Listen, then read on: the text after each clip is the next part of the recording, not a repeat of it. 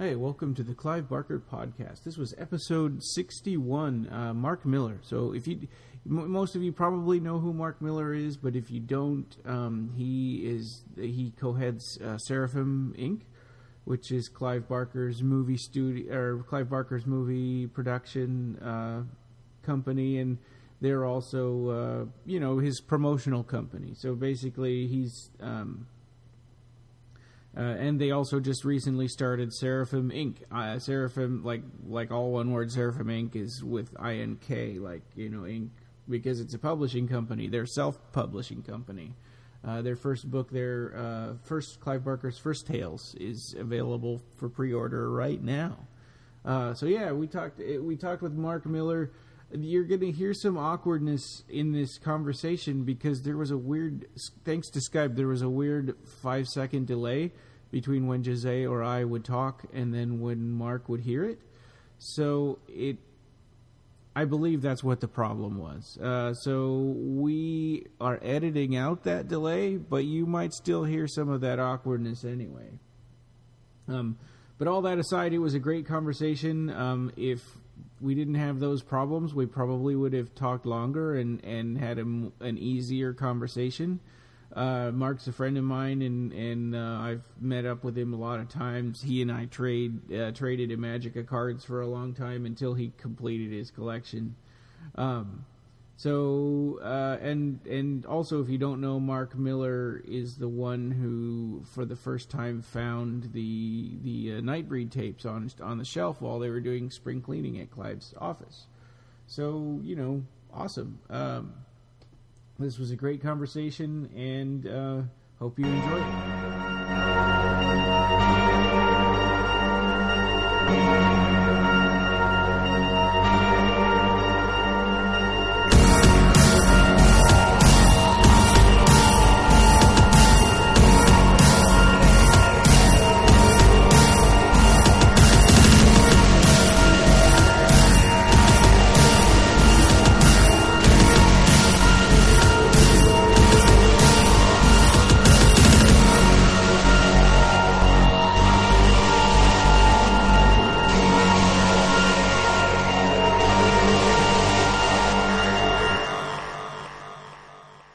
So how's it going? It's going all right. How you doing? Pretty good. And Hi, Jose is here too. Hello. This is me, Jose. Nice to meet you. Hey, Jose. Nice to finally meet you, voice to voice. So thanks for the opportunity for us to ask you a few questions about Seraphim, this upcoming trove of Clive Barker books, the Next Testament comic book, and Hellraiser. Absolutely, it's a pleasure. We love you guys. Thanks. We have a couple of things in news I thought if it's okay to talk about with you here, because you could shed a little bit of light on them. I'll shed as much light as I'm allowed. Okay, yeah. So the unabridged Audible Thief of Always just happened. That is correct. Yeah, is that something that's done by the publisher and you guys don't have a whole lot of control or say, or does it... No, that's all us. That's all you guys, okay. Yeah. So you set up who the reader is and send that into them? We work with a guy named David Wilson who runs his own publishing company, and that's his specialty is self-published stuff and audiobooks and stuff, and everything, all the new Clive Barker audiobooks, that's all been done through him. We just tell him, hey, we have the rights to this, go do it. And so he does it. He picks the narrator, like that's his world. He picks the narrator, and sometimes Clive will give notes. Like with the Books of Blood, he wanted different storytellers for each book. So we're working on all 6 of those right now, and those are slow going, obviously, because that's a lot of narrators for one book. But yeah, I mean, we just found out Thief of Always is ours, and there'd never been an unabridged version. So we said Godspeed, and he went and did it and made it happen. And so there's some other stuff coming down the pipeline, too. So there are certain things that the publishing companies only have the literary rights, but not the audio rights? Is that why this is able to happen? Yeah. Sometimes Clive will retain everything, especially if it's like a self-published thing. Then obviously everything belongs to him to begin with. But like with Scarlet Gospels, Clive will get maybe half. The split for an author is different case by case. Mm-hmm. But he'll probably get a smaller percentage for the Gospels audiobook than he will for the Thief audiobook, because Thief came out 20 years ago. So the audio rights have reverted back to Clive. So Clive now owns the right to do with the audiobook. And there's not as much hype about an older book. I can't believe that's 20 years ago now. Yeah. It's crazy, isn't it? Yeah. Oh my God. That was the second book signing I went to, was for Thief of Always. No kid. What was the first one? Imagica. I hadn't even started my collection hardly when I went to the Imagica one, though. So I just grabbed like a started it all for you? Yeah, well, Nightbreed did, and I had a paperback copy of Cabal, and I grabbed a paperback copy of the Books of Blood Volume 1 so that I would have a second thing for Clive to sign at the bookstore there. It's pretty cool. Impromptu. Yeah. Do you still have it? Yes, I do still have that. You should post like a picture of it online or something. Oh, yeah, I definitely will.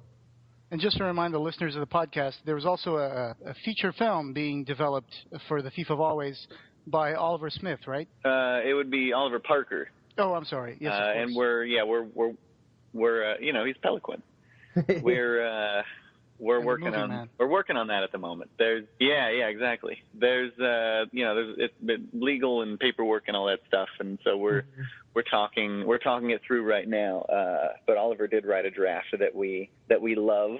But as far as there's no production happening at the moment. It's all just being discussed, and hopefully something beautiful will come of it. And this would be a live action versus the animated, not an animated one. Yeah, no, definitely a live action version. Cool. Well, I would have been happy either way. Yeah, same here. Yeah. And Next Testament number 6 is coming out on December 18th. I think we just found that out today. Was that originally going to come out in November? Hell if I know, man. I can't keep track of the release date. Have you finished writing them all? I just turned in issue 8. Oh, okay. Okay, so you're just a couple issues. The story is the story's completely fleshed out already, and I have the next 4 issues sort of rough outlined. Okay. But things change from issue to issue in the writing process, and so I just turned in my official draft of issue 8. They're illustrating issue 7 now, and I'll get cracking on my second draft of issue 9 whenever they're ready for it. Oh, cool. It's been amazing. I've really enjoyed reading all the Next Testament comic books. The artwork by Amy Yang is just amazing. It really complements the story. She's amazing, isn't she? We were talking about it with Ben Mears on the last episode, and it's amazing. The storyline, it's pretty interesting the way it opens up. And Wick, the father of colors, he came from a body painting session that you were a part of, right? That is correct. At the time, Clive was doing a lot of living canvas stuff. And there was even an exhibition that he did in downtown Los Angeles where he had models lined up against a white wall and just went from left to right, just painting them and turning them into living canvases. And it was a really cool thing to see because it was essentially... was that the Zoo Man exhibition? That might have been. That might have been the name of it, yeah. Yeah, because I remember he did something like that where there were a few models and he painted them all. And I remember covering it on my blog at the time. It was called Zoo Man. I don't know if that's the same one, but that was the first time I saw Clive do body paintings. That's got to be the one. Yeah. Yeah. That's got to be the one then. That's fantastic. Nicely done, sir. That's cool. Would that have been like 2007 or 8? Yeah, I would guess 2007. I'm sorry, the Clive Barker Zoo Man was a live painting session that took place at the Burt Green Gallery on January 12, 2006. That's what I got here. Yeah. Okay. That's the one. See? So close. That's awesome, man. So that was Clive's that was a thing Clive was, very much into at the time, and I got to be a part of that, this sort of very transitional living canvas. It's not a thing that exists forever. You're only a piece of art for a limited time. So that was a cool thing to be a part of. And you also posed for the Cenobite that's on the cover of Hellbound Hearts, right? The Cenobite's name is Vestimenti? Yeah. That is correct. How did you know that one? You told me that when you were giving me the tour of the office a couple of years ago. Look at you, insider information. That's right. That's pretty funny, man. Nice. Yeah, that was me. I posed. Yeah, I posed for the Hellbound Heart cover, and I posed for what ended up becoming Next Testament. But Hellbound Hearts was already, a thing, and so there was no contribution there. But when the session that ended up becoming the story behind Next Testament was over, that was just me and Clive, staring at this creation, going, "What the hell is this?" and that we came up with Next Testament. He looked like a god to me, so yeah. yeah, that's awesome. Fantastic. Next Testament. Very cool. From was it originally meant to be a novel? Yeah, that was the sort of first idea for the incarnation of it. Clive and I, as I said, we stepped back and we said, who is this character? What is he? And we came up with this story. And Clive said, let's write it as a novel, and we'll illustrate it, and we'll take it to publishers.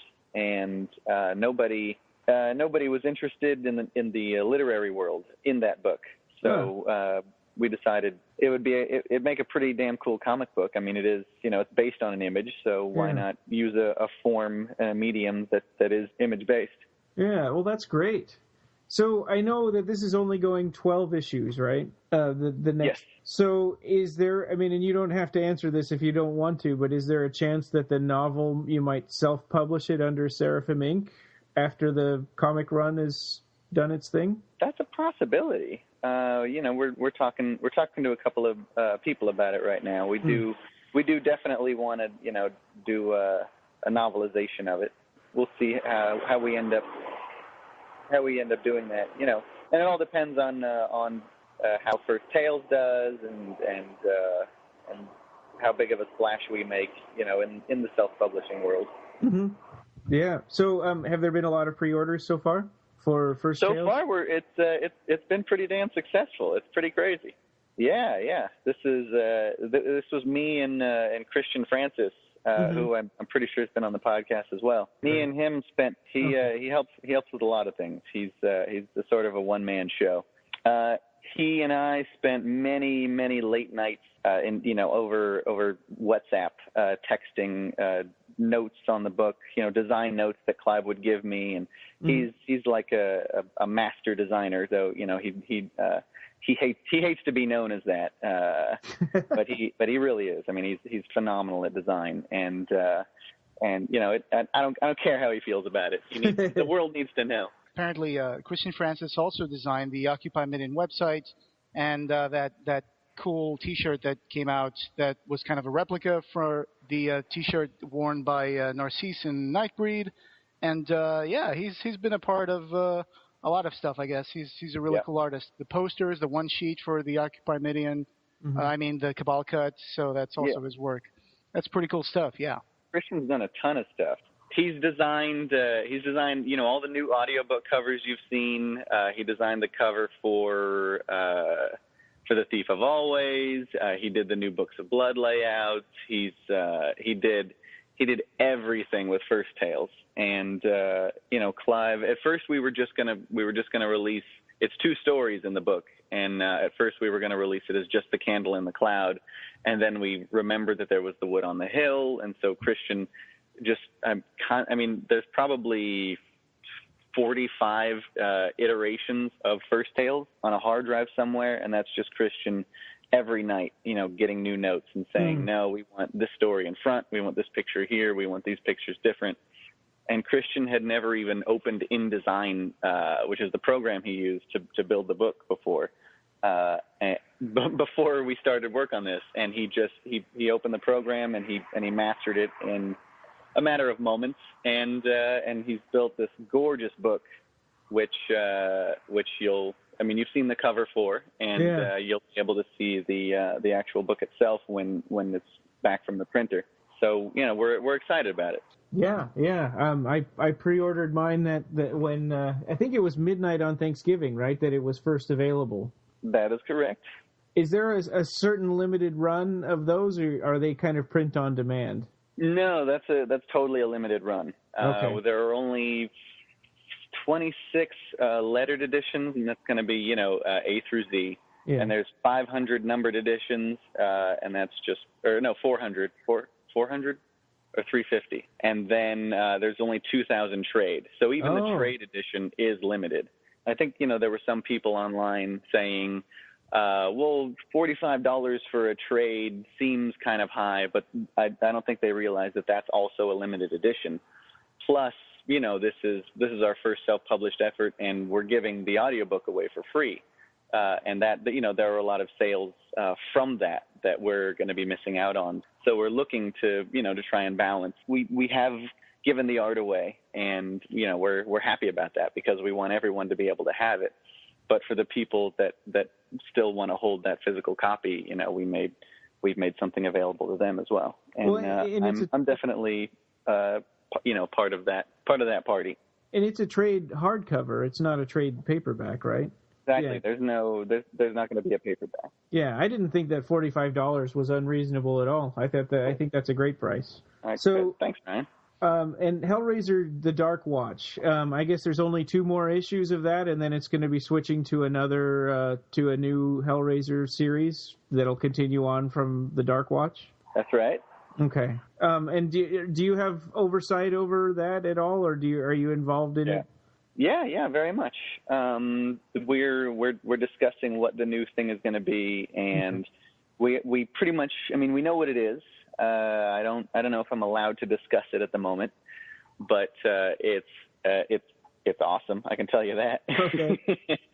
And I'll be contributing, and Ben will be contributing, and we already have some other authors in the comic book world that we're and actually the literary world as well that we're really excited about. It's going to be a cool collection. Awesome. I would just like to add something else to the Clive Barker's First Tales bit of news that we were talking about, which is the first time I read the story, The Wood on the Hill, was we mentioned this on the previous episode. It was on the Dark Fantastic from Douglas C. Winter. It's really a very cool story that Clive Barker wrote when he was really young. He was just a teenager. And we also discussed the Maximilian Bacchus circus book, which is also pretty amazing. And I just want to repeat what I said on the last episode, that the First Tales and the Maximilian Bacchus book, they will go very well if you get one, get the other one, because they will really complement each other. Oh yeah, thanks for that. Yeah, they're designed to go to look perfect side by side on a shelf. We even in the I don't know which if you guys own that book, the Bacchus book, but there are 2 versions of that, and one is the limited version in the slipcase, and the other is just available without a slipcase and no signature.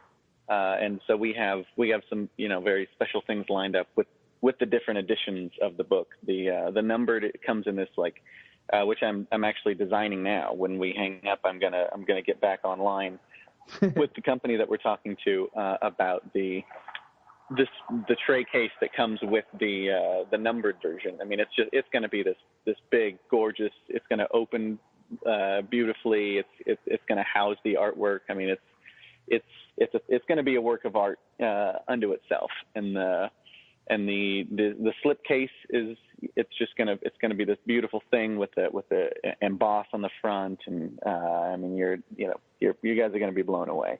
And yes, they will look side by side on a shelf. It's gonna add to your Barker collection like nobody's business. Okay, wonderful. I'd like to ask you a few questions about the Scarlet Gospels.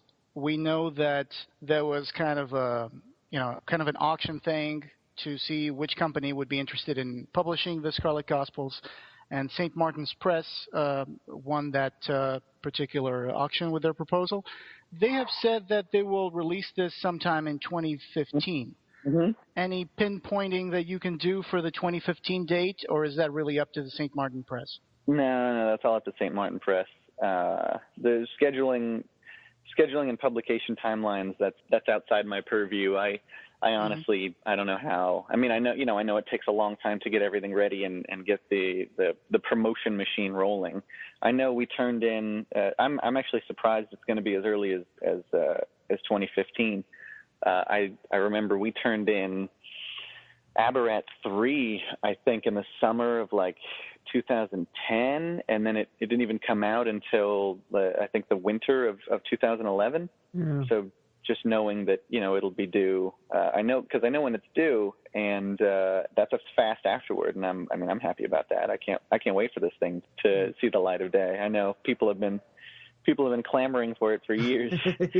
Yes, they have. It was a troubled story that this book started up being a collection of short stories like 14 or 12 years ago.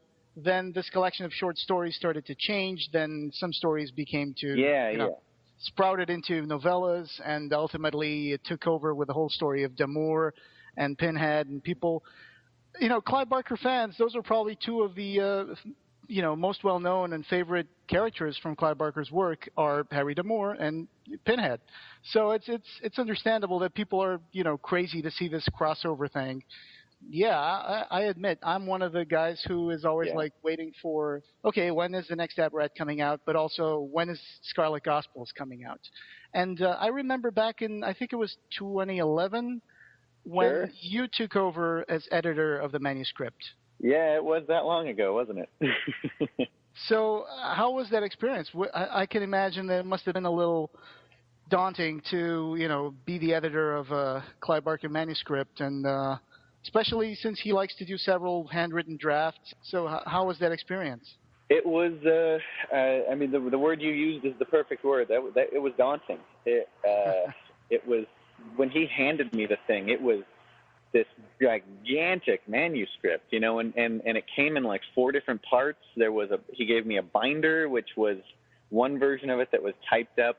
He gave me a box, which was the whole book printed out with the version that was in the binder, but the version in the box had his notes on all the chapters. And what he does is he'll finish a draft, he'll print it out, and then he'll print it out double spaced, and in between those lines, he redrafts. Okay. And so that was the boxed version. I had this redraft. Yeah, no kidding. I had this redrafted version but some of the chapters were left untouched.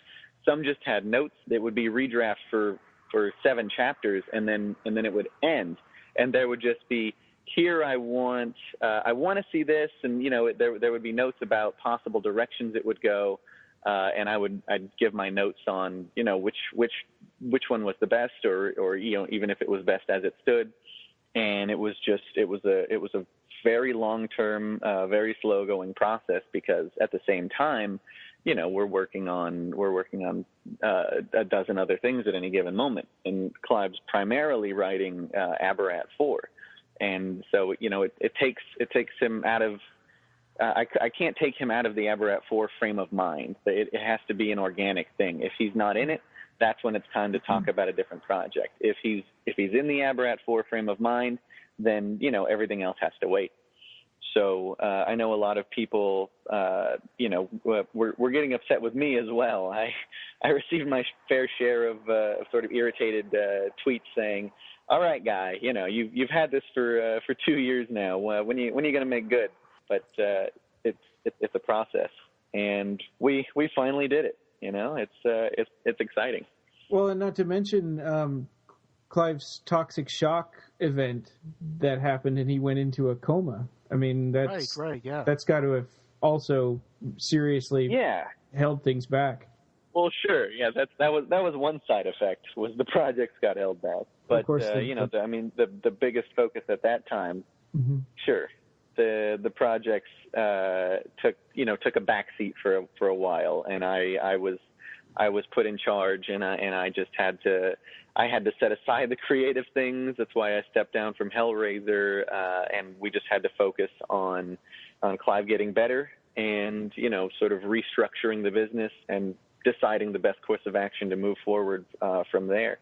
I it was a hellish period, but Clive is doing better, and he's writing amazing words, and every night I go next door and I see new paintings for Aberrat 4, and I've been doing this since 2007, and I still walk in to his writing room and I see a new painting, and my jaw hits the floor. Like, I don't know how he does it. It's cooler than the last one I've seen. It's just he's a mad genius. There's no other way to say it. I remember when I was there and you were giving me the tour, I felt speechless and I felt like I didn't belong there, or like I shouldn't be touching these things. Like I remember looking at the notebook for Black is the Devil's Rainbow, paging through it and thinking in my mind, I can't remember anything from it, because in my mind it was like I really shouldn't be seeing this. And so now I don't remember anything that was in there. But, it's all gone. Yeah. Your mind wouldn't let you sustain it. Yeah. But I do have to thank you. I mean, I think I thanked you then, but I think that moment and meeting with you and Clive in Texas Frightmare weekend kind of cemented in my mind that my fandom I thought was a little bit above average, and that I felt like, this love that I had for Clive's work, I felt like I really needed an outlet to share it, and that was kind of the genesis for this podcast. Yeah. Well, that's really cool.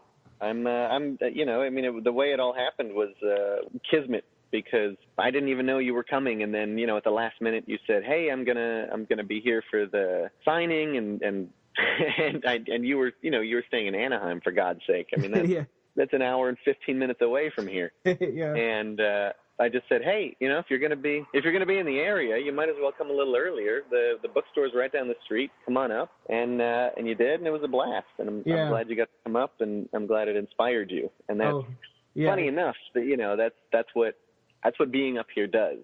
I've never been in another place that has the energy that this place has. People come up here and they leave saying, "My God, I'm going to go home and write tonight." If I had a dime for every time I heard that, I could retire. Yeah. Yeah, and I know that obviously we had once a video episode in the podcast where we showed our Clive Barker collection stuff. We are obviously really huge fans of Clive Barker. I even own some props from the movies that he's done. And I haven't even never met him or went to a signing, because I lived in Europe and in Portugal, and I had no way of meeting Clive Barker. So one of my bucket list wishes is that one day I'll be able to attend a signing for a Clive Barker book and get to know him, because I would really love to be able to let him know just how much he has done for me growing up as a teenager and as an adult.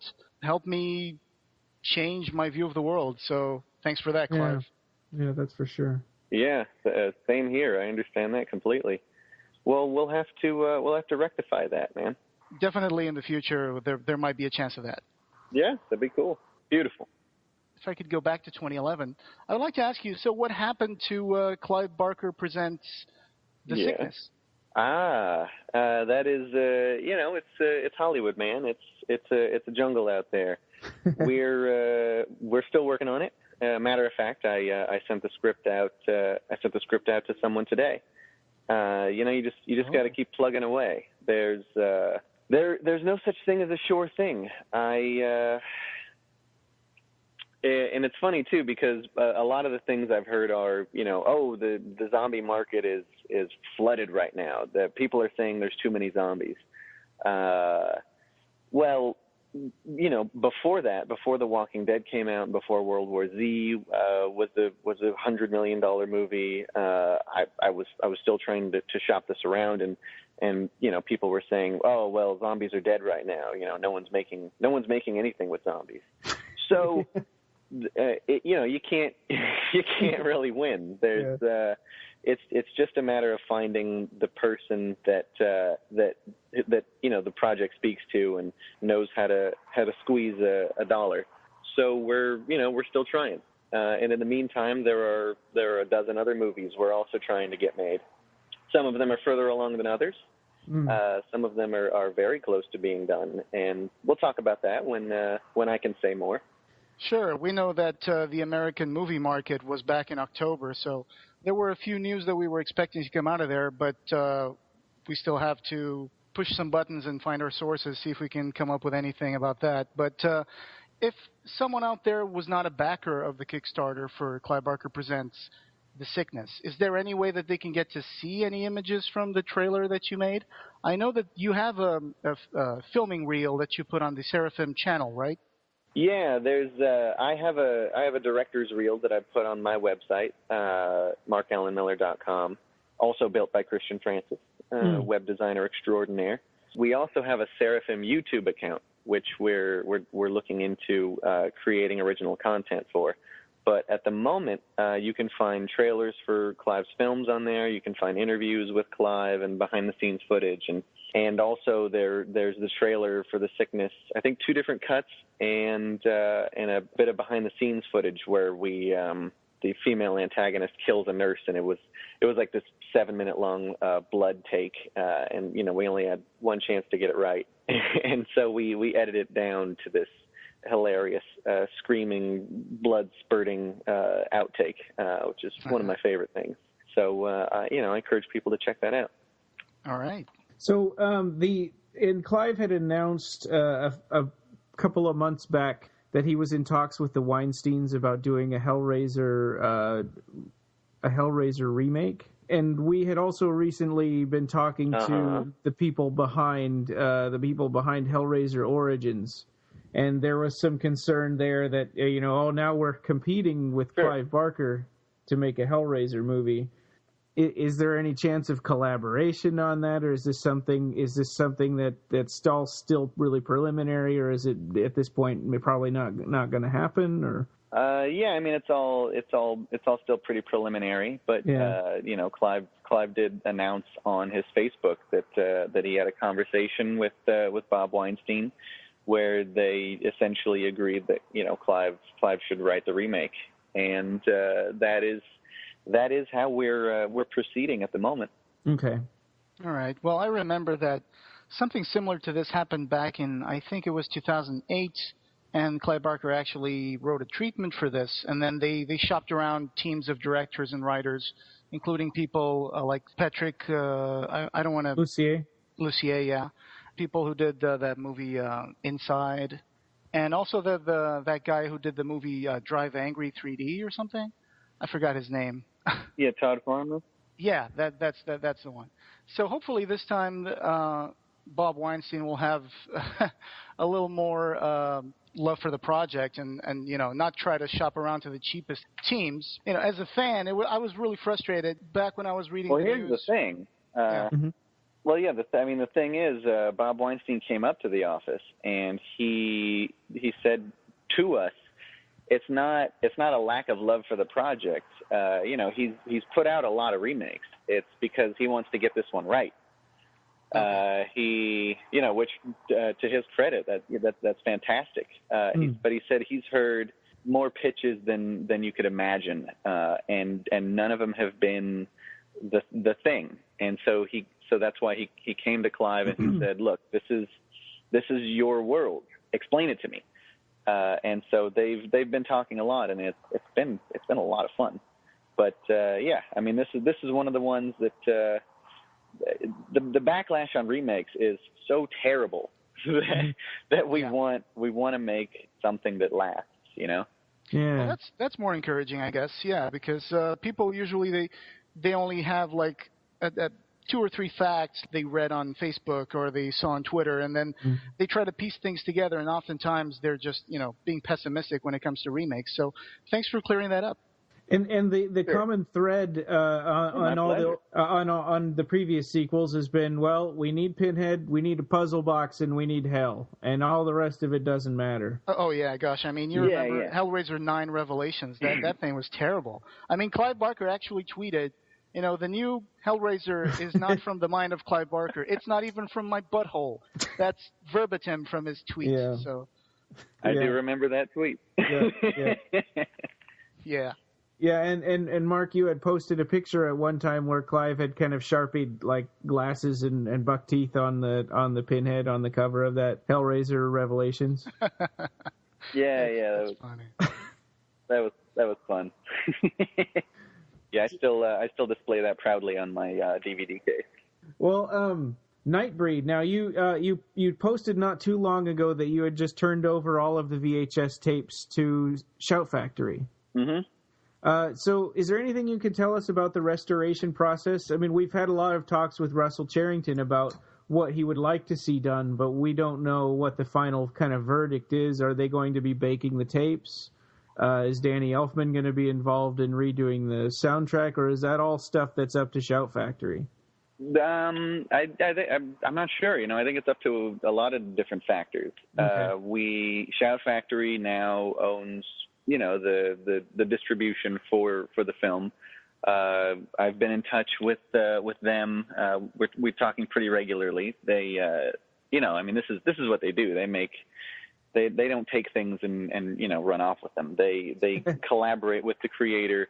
We're going to be involved during the entire process, and I think right now the plan is they were going to bake them or, you know, digitize them this month, but the holidays are sort of getting away with us, getting away from us, and we're gonna re-engage in January, and they're working on some concept art right now, and you know, we're soon going to start the digitization and the cleanup process, and go over the edits, and it's going to be, I think it's going to be fun. You know, I mean, this is like the hands-on stuff. This is the stuff that I love. I can't wait.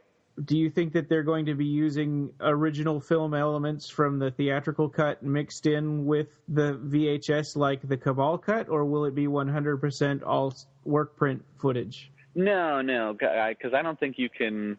I don't know if all of that footage is available from the VHS tapes. So I think it'll be the same. It'll be the same sort of thing, like what Anchor Bay did with The Wicker Man and Army of Darkness. It's going to be sourced from the film, and then where the film elements are missing is where they're going to put the VHS footage. Right. That makes sense. It's going to be the director's cut of Nightbreed, which is produced by Seraphim and Clive Barker, right? Yeah.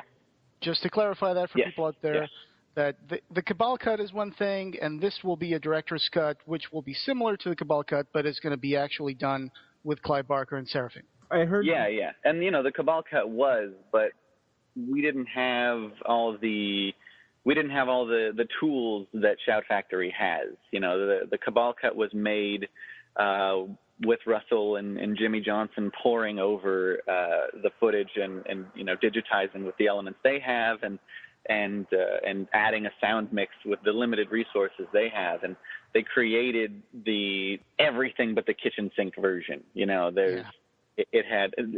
I even in the interview that I gave for Rue Morgue said, you know, there was one cut where Eigerman even dies twice, just because you know, even the reshoots were included. So the Cabal cut is the extended mall hours version, if you will. And the director's cut is going to be what we can accomplish with a budget, with a restoration budget, proper programs, proper sound engineers, and it's going to be tighter. It's going to be more frightening. But it's still going to be packed with monsters, and it's going to be the thing that Clive intended it to be. Awesome. There's a couple of rumors about this that I wanted to kind of ask you about. So there's going to be Clive Barker's artwork on the cover. Is that anything? I don't know. I mean, okay. Yeah, that's just at this point that is just a rumor. Not because it's not going to happen, but I mean, honestly, we haven't even had that conversation with Shout Factory yet.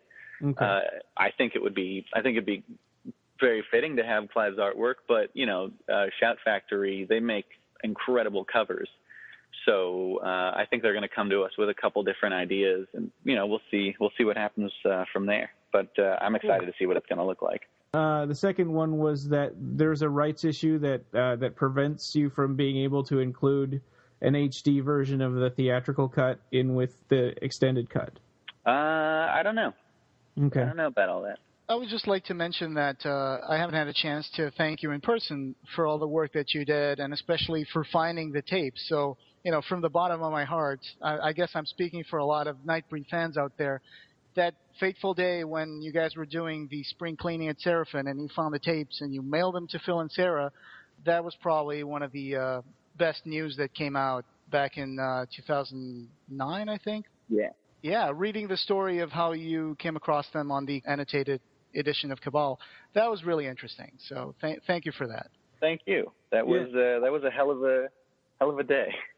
Yeah, well, and it's amazing. Jose and I got swept up in it because of that first screening at Mad Monster Party that you and Russell did. You know, the name Occupy Midian came up then, and it's been an amazing kind of a and it's been an amazing ride.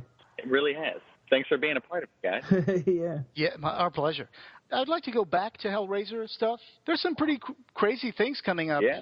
How long has it been since Hellraiser? It was back in '87, and I just found the other day an interview with Floyd Hughes, who was the artist who made the storyboards for Hellraiser. And I saw pictures of his original designs for the Puzzle Guardian Dragon that appears at the end of Hellraiser. It came out in this website called The Labyrinth. So that's amazing. There's an interview there with Floyd Hughes, the guy who made the storyboards and designed the Puzzle Guardian. So that's really cool. Wow. Yeah, that's news to me. That's really cool. We'll put that in the show notes at the end of the episode. So I think it's really interesting for Hellraiser fans out there to see the artwork from Floyd Hughes, which is really, really mind-blowing. That'd be awesome. Please do. It seems like there's been a lot of literary things that are all coming out in 2014. There are indeed. We're intent on keeping the written word a big part of our output, and you know we have some special editions coming out. We have the self-published thing out, a print of Chiliad, and some other awesome anniversary edition books, and It's very exciting, primarily because I get a copy of each for free, and that's all I care. And Tortured Souls too, right? Yeah. Yeah, man. Yeah, there's a lot of stuff in the pipeline. I got that Chiliad on pre-order right now. I'm working on doing the pre-order for the first Tales too. Hopefully after Christmas I'll be able to do that. And then that Dolly story that's in Turn Out the Lights or Turn Down the Lights, I forget. Yeah, that's going to be a good one. That's one of my favorite stories. Did this all happen because you kind of had said, hey, you know, there's a gold mine of stories and things here that have just been kind of sitting in drawers, and you know, we should get these out there and publish them? Yeah, I mean, a lot of it's just like I said, redirection. Clive and I just sat and said, we're going to have to figure out how to make this work. And he's writing away, and I take what he writes, and I find a place for it, and that seems to be working pretty well so far. Yeah, well, I think 2014 is going to be a good year to be a Clive Barker fan. Absolutely. I think so too. That's pretty cool news. Anytime that you have anything new, please let us know. We would love to break out news on the podcast. So it would be our pleasure to have you as many times as you're willing to come on our show. Yeah. Cool. Yeah, I know. Yeah, I'm sorry it took us this long to do it. I promised Ryan I'd do it. I think the last time I saw him in person. So things keep picking up, but I'll make time for you guys when it's there. Thank you very much. Yeah. Comment. Thank you guys for everything. We have just one comment from Facebook, but it's kind of sarcastic. Michael Plumades says, tell him I've been digging him as Harker on NBC's Dracula. That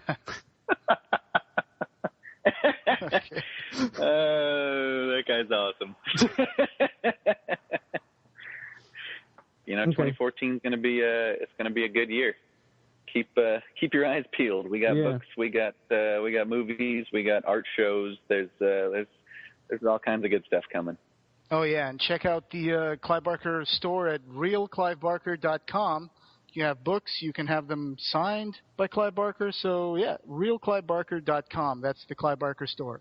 And of course, First Tales, there's only 2,000 of the trade edition. So once those are gone, I guess trade. That's it. Indeed. Yeah, and that's realclivebarker.com/First Tales. And you can go there and download the free audiobook. We'd love for that to happen too.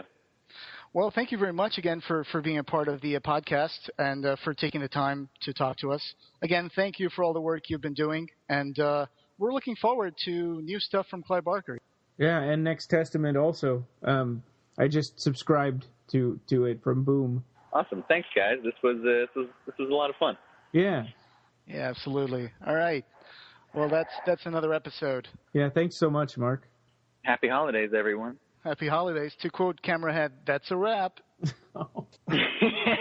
Well done. Well done. Yeah, I couldn't help it. All right. Well, this was Mark Miller, a Vice President of Seraphim Films. And thanks again, guys, for joining us. And keep watching the Seraphim website, realclivebarker.com. And, and Mark Allen Miller on Twitter. Yeah, that's me. And, of course, clivebarker.info for Phil and Sarah's sites and news, and the Occupy Midian Facebook page. Yeah, thank you. And right. Phil and Sarah's, that's where we get most of our news from. Yeah, they're the best. All right, guys. Beautiful. All right, thanks, Mark. My pleasure. Talk to you later, guys. Yeah. All right, talk to you later. Thank you again. Bye-bye. Bye. Bye. All right, well, like Jose said just a few minutes ago, you can reach Mark Allen Miller via Twitter at Mark Allen Miller, and go to the Real Clive Barker store. That's realclivebarker.com. Clivebarker.info is the official Clive Barker news website. So those are all great places. You can reach us on the web at www.clivebarkercast.com. We're on iTunes, Podomatic, Xbox Music Store or Zune Music Store, TuneIn Radio, Stitcher, Double Twist, BlackBerry, and Pocket Cast. We have a Facebook page, so come like us on Facebook. Join the Occupy Midian group on Facebook. On Twitter, we're at BarkerCast and at Occupy Midian. The forum is clivebarkerfans.com/forum, and theme is by Colin Lakativa. Bandwidth for this episode was provided by Ryan Danhauser of Remax Associates of Fairbanks. If you know somebody that's looking to buy or sell a house in Fairbanks, Alaska, have them give me a call or have them get in touch with me. I would be really happy to work with Clive Barker fans especially. Okay, well, that's it for this episode. Have a good day.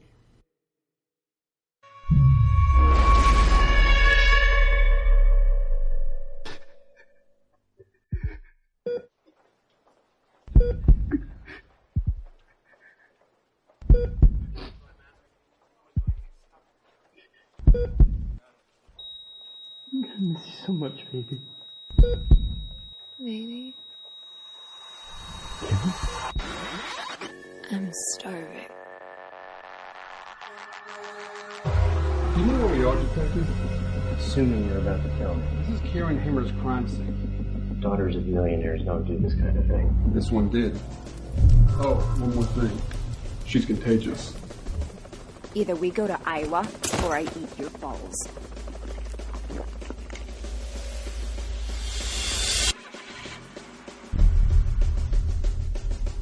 I'm so hungry, Clay. It's like the world is one big snack bar to you. And whatever it is that's in you is making the inside match the outside. How do you think I feel? They don't even make this tracksuit anymore.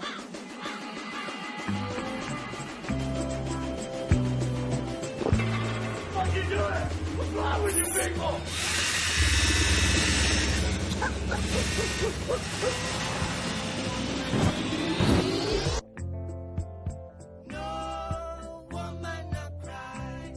Miss Hamer, What? you're not well. That's weird. Because I feel great.